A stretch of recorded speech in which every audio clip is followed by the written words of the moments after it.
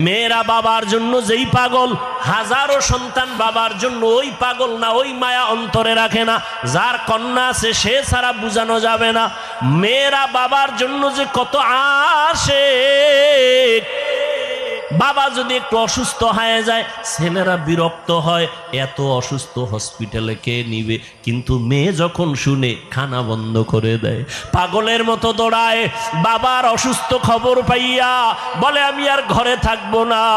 বাবায় কই, বলে হসপিটালে, কয় দৌড়াও।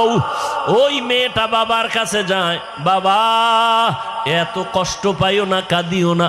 একটা মেয়ে বাবার জন্য এতটাই ফেদা, এতটাই মায়া মোহাব্বত নিয়ে চলে। একটা মেয়ে চায় তার কলিজাটা কাইটা বাবার জন্য দিয়া দিবে। ওই মেয়ে পাইয়া যারা খুশি না, তোমাদের কপাল বড় খারাপ। নবী বলেন একটা কন্যা পাইছো, একটা জান্নাতের মালিক হয়ে গেছো। দুইটা কন্যা পেয়েছো, দুইটা জান্নাতের মালিক হয়ে গেছো। আমার মায়ার নবী ওই চরিত্রহীন মানুষগুলোর জমিনে আইসা আমার নবী তাদের আলিঙ্গন করলেন, বুকে লাগাইলেন।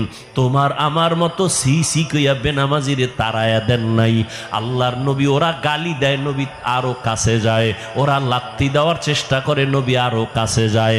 ওরা গালি দেয়, ওরা বদনাম করে, নবী প্রশংসা করে। ওরা জবান বন্ধ রাখে, বেজার হয়, নবী বারবার হাসি দেয়, আসো। নবী এমন ভাবে তাদের মহব্বতের বন্ধনে আবদ্ধ করলেন। মাত্র 13 বছরের ব্যবধান।